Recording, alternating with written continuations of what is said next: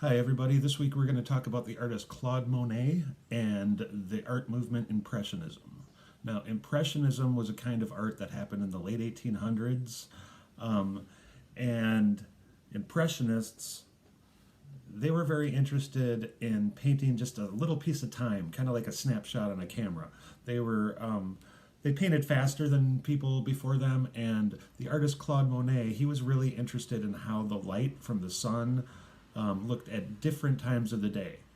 So he would paint the same thing sometimes in the morning and then in the afternoon and Look at at these night. different pictures. You can tell that Monet was really interested in how the light looked at different times of the day because he painted the exact same thing at different times of the day and looked at the light.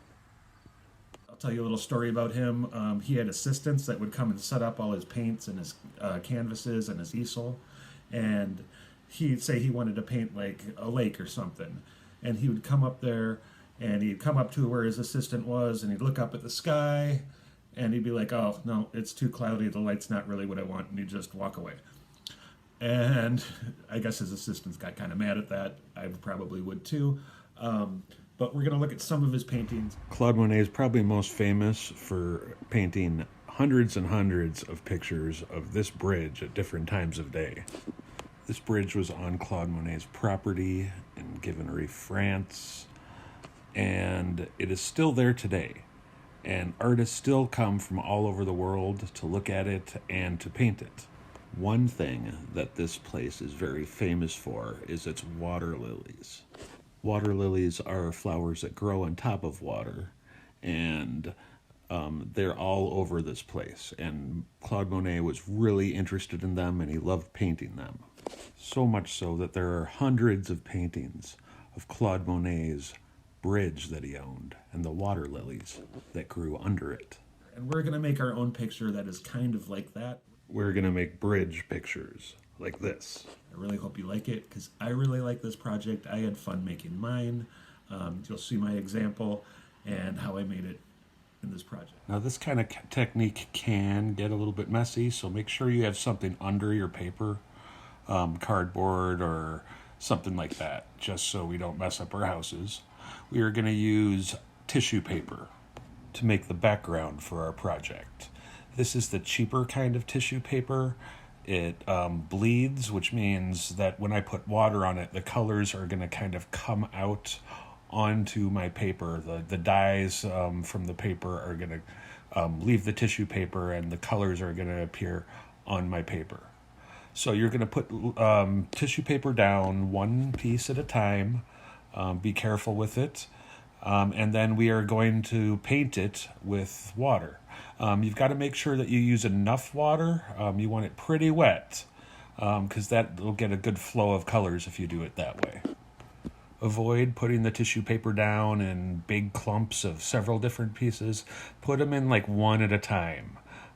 It's okay to put a few down and then paint them all with water, but we don't want layers and layers of tissue paper because if you do that, the water just won't soak through and you'll have big pieces of areas of your paper where the paper is still white. So one at a time. And then I'm just going to start hitting it with water again, and that'll get all of the dyes to come out on the paper. Avoid trying to pick it up like while you're working. I know it's tempting to see what's under there, but really you're going to get better colors if you wait for it to dry completely before you take the tissue paper off. So we're putting them down one at a time. We're painting it with water. After you've got it completely done, I have let this dry for about 3 hours. Usually I just leave them overnight. And I'm going to take this off and I'm going to shake it in a big garbage, or I can take it off. This can get tissue paper around your house, so again, it can be messy, but I'm just going to shake it off in there in the garbage, and bam, that's going to be my background. That's going to be kind of like a sunset. It's a really easy way to do it. I hope you like making yours, and this is the first step of our project. Looks pretty cool. Bet yours will too. So now that it's dry, let's start making our version of Monet's bridge. So I'm going to make a couple big sweeping lines going all the way across my paper. I'm using oil pastels, but you could use crayons, you could use markers, you could use whatever you have. So after I make those big lines, I am going to start making some other vertical lines for the other part of the bridge. I'm taking my time. Good craftsmanship counts. I'm just going to put another big line in right here. So here's my bridge for my version of Claude Monet's bridge. Now, on the sides of the bridge and under the bridge, we're just going to start making stuff like plants or something else that's on the side, like something that would be right by the water there under the bridge.